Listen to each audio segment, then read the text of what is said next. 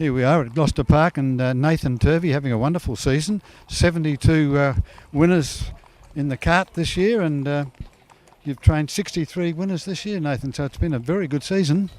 Yeah, look, started off all right. It's probably slowed down a bit lately, but that's the challenge of training, isn't it?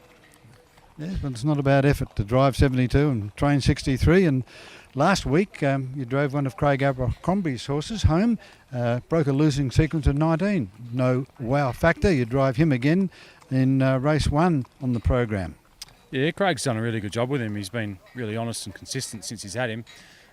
He does step up in grade on Friday night. There's some really nice horses in it. It gives me the feel that he'll sit on speed quite good, but whether or not he's good enough to win that, it's probably debatable. Yes, it was an inferior field last week, but he did do a good job taking off 3 deep at the bell and rounding them up. Yeah, and he felt like he sort of switched off a little bit when he hit the front. So I think, yeah, there is a little bit more there, and yeah, it'll be good to see where he's at this Friday. Nathan, and then we go to race 2. Trusty Trev from the stables of Chris Feast. Not all that well drawn out at barrier 7. No, that makes it a little bit awkward. He runs his better races when he's up on the speed, but yeah, he's a horse that can bob up every now and then, and it's not a super strong field, so bit of luck. Now the big thing is you're training one of the most exciting young pacers in the state in the 4-year-old Simba Bromac, and what a great run it was last week out in front. Strolled to victory with Chris Lewis in the cart. He rated 155.2. You've got him back in again this week before the Schrader final in the following week. Yeah, look, I just think he needed it the other night, and the plan wasn't to go this week, but he pulled up good, and I was really happy with him early in the week, so put him in and come up with a good draw again. So yeah, look forward to that race. Plug still in last week when he won? I don't think they were last week, but he probably got a little bit keen, which he can do when he's a bit fresh and underdone. So I think his manners normally improve after a run or two, and yeah, just tossing up whether to put a definite hood on him this week, just to make sure he doesn't over race.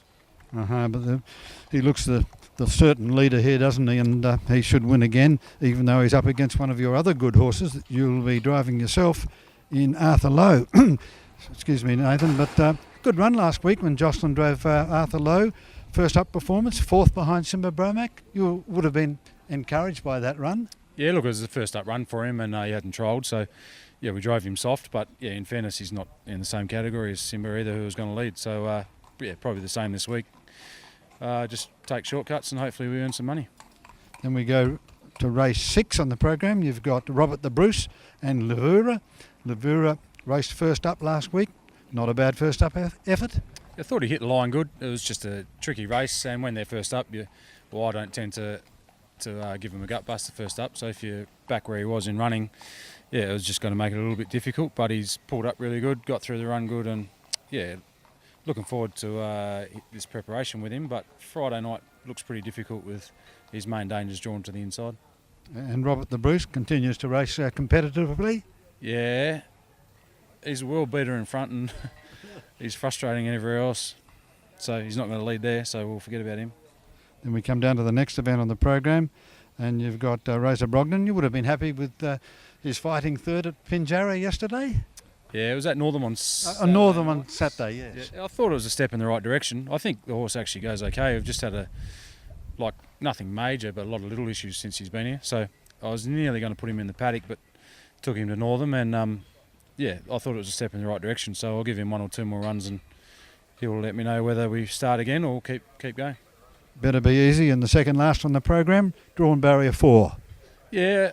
Look, it's not a super strong field, and his first up run actually showed that he's going to be around the place in fields like this. So I thought he probably could have hit the line a little bit better last week, but yeah, it's not a strong field, so a bit of luck, he won't be far away. And I remember many years ago watching this wonderful fleet-footed left-foot winger on the at Fremantle Oval, playing for South Fremantle, and then going over to Hawthorn. And what's your tips for the Waffle Premiership with South Fremantle right up there this year and Hawthorn right in the mix in the AFL, Nathan?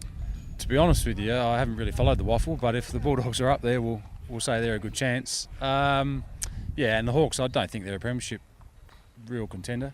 It looks like it. Yeah, Richmond are going to take some beating, but once you get the finals, you never know. So good luck to you on Friday night. Thanks guys.